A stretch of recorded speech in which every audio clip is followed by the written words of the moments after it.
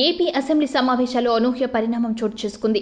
కక్ష సాధింపు చర్యలకు పాల్పడబోమని, ప్రజాస్వామ్యయుతంగా పారదర్శకంగా వ్యవహరిస్తామని ప్రకటించిన కూటమి సర్కార్ అదే ఫాలో అవుతున్నట్టు కనిపిస్తుంది. ఈ మేరకు అసెంబ్లీ ప్రాంగణంలోకి మంత్రుల వాహనాలతో సమానంగా మాజీ ముఖ్యమంత్రి జగన్ రెడ్డి వెహికల్ను కూడా అనుమతించారు. ముఖ్యమంత్రి చంద్రబాబు నాయుడు వైసీపీ అధినేత జగన్ విషయంలో ఉదారంగా వ్యవహరించాలని పార్టీ నేతలను సైతం కోరారు. ఆయన వాహనాన్ని గతంలో మాదిరిగా అసెంబ్లీ ప్రాంగణంలోకి అనుమతించాలని ఆదేశాలు జారీ చేశారు.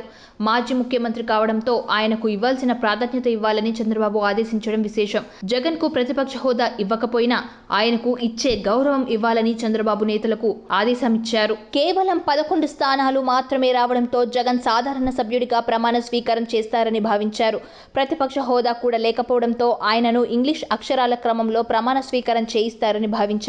అయితే చంద్రబాబు ఆదేశాల మేరకు ముఖ్యమంత్రి, ఉప ముఖ్యమంత్రి, మంత్రులు ప్రమాణ స్వీకారం చేసిన తర్వాత జగన్ కు ప్రమాణ స్వీకారం చేసే అవకాశం కల్పించాలని చంద్రబాబు ఆదేశాలు జారీ చేశారు.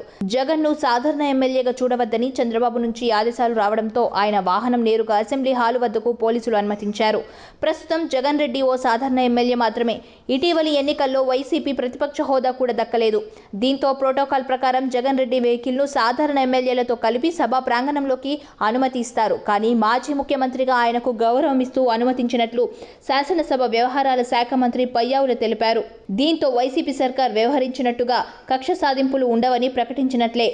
జగన్ కు ప్రాధాన్యత ఇచ్చింది కూటమి ప్రభుత్వం. మాజీ ముఖ్యమంత్రిగా ఆయనకు ప్రోటోకాల్ను మించి అధిక ప్రాధాన్యత ఇవ్వడం ఇది తొలి రోజు. అసెంబ్లీలో ఈ సంఘటన హైలైట్గా నిలిచింది.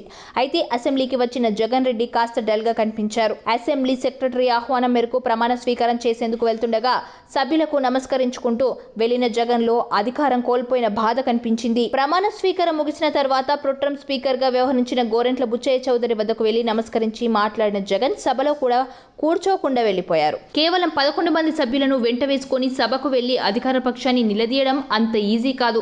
అందుకే సభకు వెళ్లే విషయంపై చివరి వరకు ఊగిసలాటలోనే ఉండిపోయారు.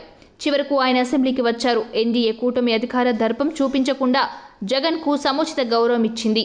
సబ్స్క్రైబ్ చేయండి. Please do subscribe to Please like, share and subscribe to top Telugu TV. Top Telugu TV. Top Telugu TV.